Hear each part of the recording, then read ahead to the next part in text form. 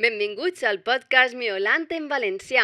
En aquest espai descobriràs com fer créixer el teu valencià mentre mioles per racons de la llengua, la cultura i les expressions més autèntiques. Uneix-te al meu món lletraferit i dóna-li un toc únic al teu aprenentatge.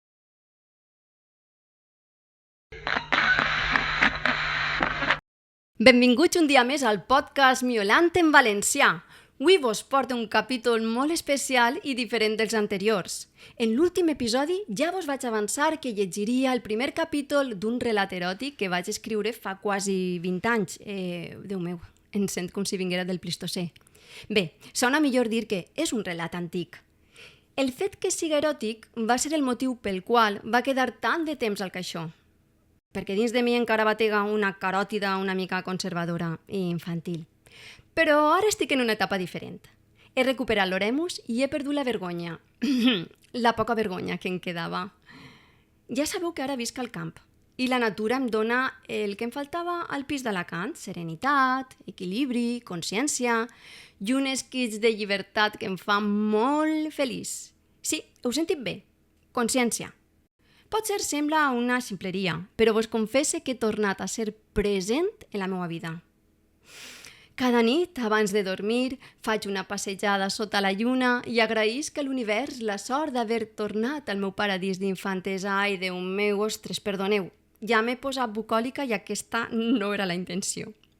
El que volia dir és que aquest relat eròtic no serà sols el desfogament de la gateta jove que era, sinó que el faré servir també amb una mirada pedagògica i acadèmica.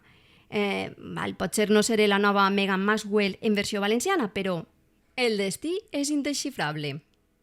En fi, el que vull dir és que aquest capítol vindrà acompanyat d'una activitat de comprensió oral i alguna coseta més. D'aquesta manera, aprofitarem els capítols del relat per a entrenar les destreses dels exàmens oficials, la Junta Qualificadora, l'Escola Oficial d'Idiomes i la Siacova. Bé, gatets i gatetes, ara sí, prepareu-vos per a gaudir d'aquesta experiència auditiva tan especial.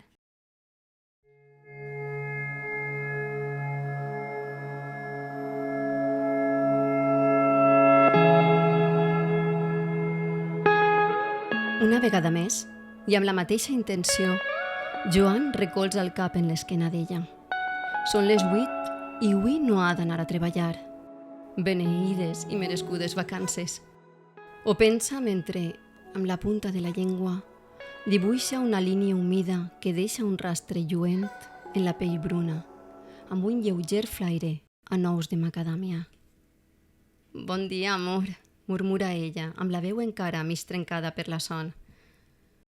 Bon dia, bella dorment. No esperava que et despertares tan pronte.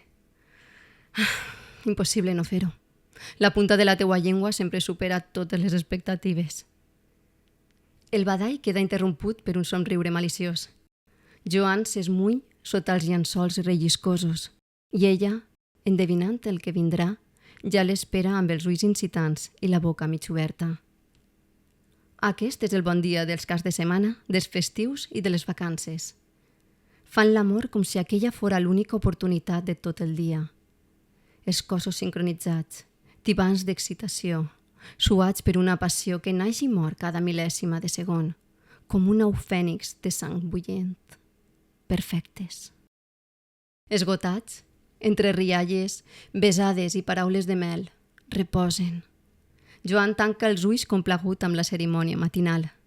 Ara és ella qui el mira, el seu Joan, des de fa un any i mig. Amb aires maternals, l'observa i el descriu amb veu baixa, com si narrara per algú que no el poguera veure. Cabell oscur, suau, inclinat sense arribar a ser esnob, abundant, d'aquells que hi passes la mà i els dits es perden i tornes només per repetir la sensació. Nas aristocràtic, llavis d'un roig suau, cos àgil i dinàmic. Què podríem fer aquestes vacances? Pregunta Gianna, com si la idea li haguera caigut del cel. Per a ella, les vacances són un temps sagrat per recuperar allò que falta la resta de l'any. Ho desitja amb un entusiasme quasi infantil. No ho sé, amor. Podríem anar a l'apartament de l'Ignasi i la Maria. De segur que se n'alegraria moltíssim. Ella el mira amb sorpresa. L'únic defecte de Joan, pensa, és la seva poca imaginació per organitzar vacances. Ai, saps que més estime molt els teus amics, però 8 dies amb ells, tancats en un espai reduït minimalista, em sembla una idea claustrofòbica. I la platja saps que no m'entusiasma. Deixa'm que pense. Què et sembla una caseta de camp prop de la mar, però lluny de milers de parasols fluorescents? Ho pregunta sense esperar resposta, però Joan no tarda. El que tu vulgues, Jana, encara que a mi també m'agradaria fer un poc de vida social. Ella no contesta. Amb un moviment felí, bota del llit i agafa el mòbil de la tauleta de Vímet. Joan la mira. La troba preciosa quan es transforma de bella dorment en felina de gestos ràpids i elegants. Ivan? Hola, guapíssim, com estàs? La conversa flueix. A Joan el captiva el somriure entremaliat i l'aire pueril en què ella s'enrotlla els genolls contra el pit. Ell l'escolta a mitges, amb una barreja d'intriga i resignació, fins que Gianna penja el telèfon i li deixa anar radiant. Veus, Joan? Ja tenim les vacances organitzades. T'encantarà el lloc. Ara sols falta trobar algú que vingui amb nosaltres. L'Ignasi i la Maria? Avança ell, amb una ganyota clara de desacord. No, amor, ja tenen el seu apartament. Ja ho tinc. El meu germà arriba demà amb la seva xicona.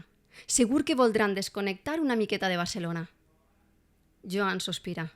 A ell li agrada pensar i repensar les coses, però a Gianna només li calen 10 minuts per organitzar la vida de qualsevol. Ai, fes el que vulguis, Gianna. S'ha fet tard i ja és quasi hora de dinar. Necessita hidrats de carboni per a contestar-te amb més energia. Ella esclata a riure i li llança un bes a l'aire abans de tornar a agafar el telèfon. I fins ací, gatets i gatetes, el primer capítol d'aquest relat adormit que avui ha despertat. Recordeu que teniu l'activitat de comprensió oral per a continuar treballant. Un beset ben fort i no oblideu miolar en valencià. Adeu!